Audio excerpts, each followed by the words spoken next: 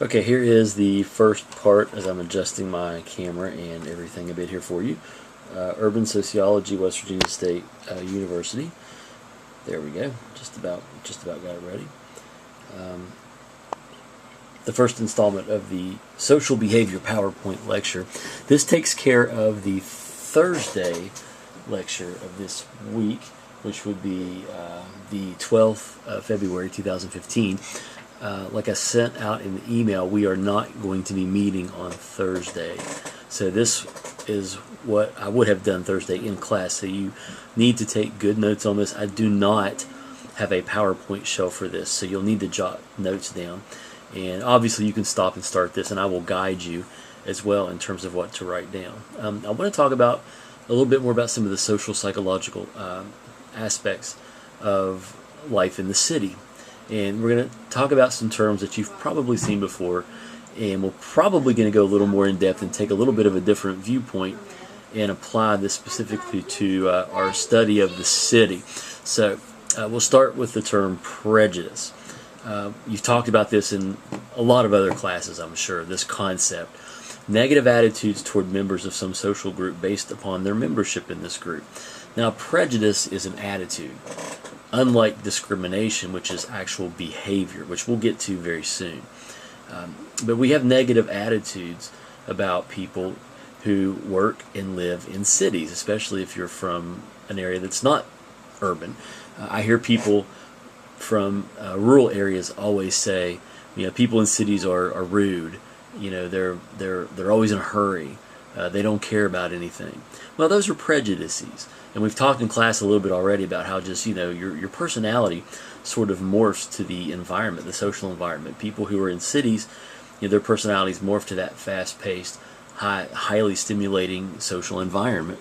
So we'll talk about these. People in cities also have prejudices that they harbor against those of us who are not from cities. They think that those of us who are from rural areas are unsophisticated or uneducated or ignorant. And I told the story in class of how I traveled to Massachusetts, and I had a waitress ask me if all the girls in my high school classes were really barefoot and pregnant, and she was really serious about that. So we can kind of go back and forth with those stories, and we can definitely apply them to our study of urban sociology. Now, discrimination, and you'll want to have this definition as well in your notes. We're talking about not just the attitudes, but the behaviors and the actions of people that come from those prejudices and stereotypes.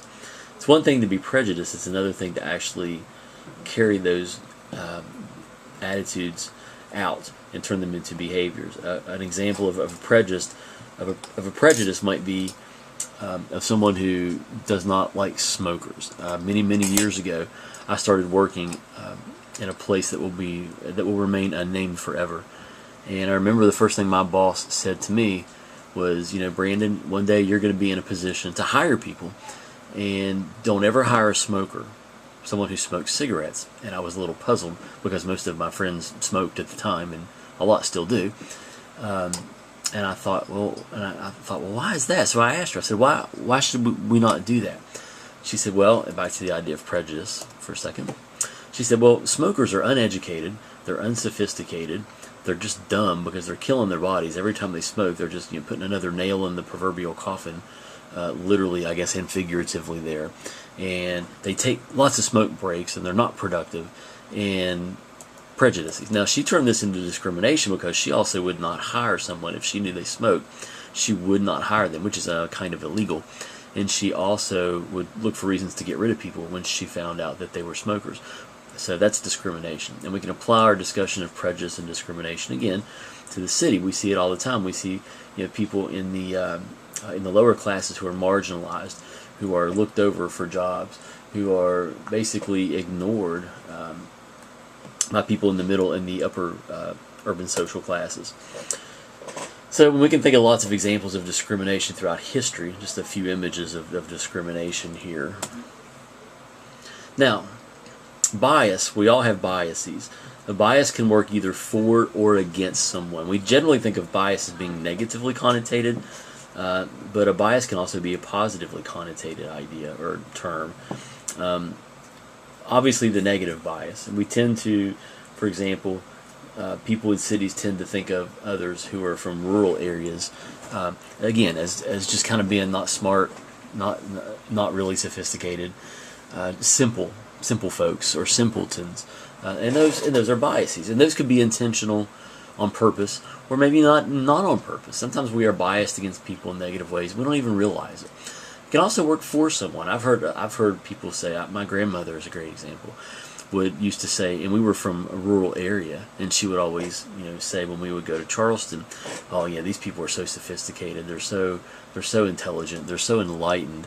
And I would think to myself, why? Just because they're in Charleston? Because they're walking down the streets of a city? But she would think this. So this would be an unintentional inclination that could work for someone or something. Now, where does prejudice come from? Now we get into some terminology and some ideas that maybe you've not been familiar with. And we'll take these one at a time. Direct intergroup conflict, social categorization, social learning, and also we'll discuss the cognitive sources of prejudice.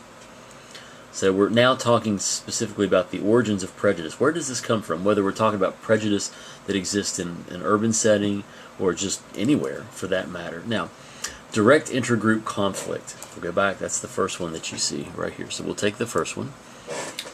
Competition is seen as a source of bias. We've talked a lot in sociology in this class about competition. Competition is it's something that we value within our country, within our mainstream culture, and certainly in cities, you see this element of competition, whether it's for jobs, or wages, for status, for clothes, for position, whatever the case may be. And it's this idea of competition is heightened in cities. Bobo in 1983 proposed realistic conflict theory, and you'll want to jot this down. This theory proposes that prejudice in part stems from competition between social groups over valued commodities or opportunities. Nowhere do you see this more enhanced and pronounced than in cities. There are just so many jobs, so many top-level jobs in businesses and corporations in cities. So people are competing for those valuable positions that bring high wages, that bring high status to those people. So we see this idea of competition. Businesses compete for prime location in terms of where they're going to operate, so they can sell their products. Location is key. There's competition for lots of different things in cities. As competition persists, members of each social group involved come to view other groups in increasingly negative ways, and of course view themselves as increasingly superior. Businesses, corporations that set up in cities often view other businesses and other corporations as not just competition, but as, quote, the enemy, if you will, even taking out advertising campaigns to slander and slight their competition, if you will. So, of course, we're the good company. We're always right. We're superior, but everybody else is sort of less than us. And you see this, again, not just in cities, but you see it in other areas of life as well. Next is direct intergroup conflict. Excuse me, the next slide on direct intergroup conflict. I apologize. Again, the idea that competition as a source of bias. We've talked a little bit about these ethnic pockets that exist in every major city. We call them enclaves, and we'll talk more about these too as we go through the course. But this is a portion of territory within or surrounded by a larger territory whose inhabitants are culturally or ethnically distinct. Simply stated, you're looking at a sort of a little segmented part of the city that's kind of its own little country or its own little culture. And I talked about New York City in this class earlier as kind of my example. If you've been to New York City, you've got little sections of the city that are kind of sectioned off or sort of separated out. You've got Little Italy, you've got Little China, you've got Little Russia. Everything's little. But it's basically like stepping into the culture of this country within New York City. And we see that, and we also see in-group solidarity and prejudices that start to develop toward out-groups.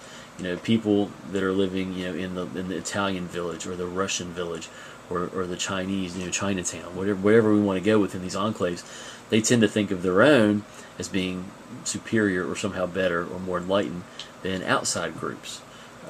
So you start to see this phenomenon that exists within cities. As diverse as cities are, you get this competition and these prejudices that start to come to light. Now, social categorization. This is our tendency to divide the social world between two groups, us and them. And this is just a basic social psychological concept. We all have a tendency to kind of do this. There's a lot of different ways we could look at this. Teachers versus students, management versus workers, parents versus children, Republicans versus Democrats, Red Sox versus Yankees if you're baseball fans. It's a big rivalry in baseball. We have a tendency to identify with our own group and sort of villainize or oppose, set up this opposing construct of the other group. If you're a student, how many of you have ever had conversations with other students? Gosh, this teacher's just awful. He or she, they just don't get it. They don't understand we have other classes. We have jobs. We have kids. We don't have time for all this. Management versus workers. Often it's the workers, managers, they don't understand. They just don't understand. They work us to death. They take advantage of us. They don't get it. Parents versus children. The great Will Smith used to say parents just don't understand, right? Well, maybe we do, maybe we don't. I don't know. But I can remember being very young and thinking, my parents just don't understand. They don't get it. They don't know anything. So you get the idea of this inherent process. And we can see it in cities. Upper class versus the poor in cities. Those in the upper class tend to view people in the lower class, specifically in urban settings, more negatively, assuming members of the lower class are more dangerous, lazy, uneducated, unintelligent, and unsophisticated. And by the way, hopefully you guys are taking good notes. You can obviously stop and start this as you go. But at any rate, but it's really true. And this is really how, not all, but some people in the upper class tend to conceptualize the lower class. Now, is everybody in the lower class dangerous? No. Is everyone in the lower class within urban areas lazy, uneducated? No. Unintelligent? Certainly not. Maybe they're just unlucky. Maybe they're just, unfortunate in that they were born into this very poor or lower class structure within urban settings. It's very difficult to get out of that. You could be very intelligent, motivated, and trying to do things the right way and still have a lot of problems getting out of that social environment and succeeding by society standards and raising and getting above or getting out of the lower class within urban settings. Oops, sorry about that. Okay. And also, we could kind of go the other way too. Upper class, again, versus the poor in cities. Those in the upper class tend to view individuals in their own class more positively, assuming that members of their own upper class are less dangerous and motivated and educated and intelligent and sophisticated. So basically they assume that they are the opposite of the lower class. Well, that may or may not be true, but certainly there are dangerous, uneducated, unintelligent people who reside within the upper class of urban life. So again, we could talk about that as well. So to sum up, people in the us category tend to be viewed more favorably, whereas those in the them category, if you will, tend to be viewed more negatively. And we'll go ahead and call that the end of this first part. Thank you.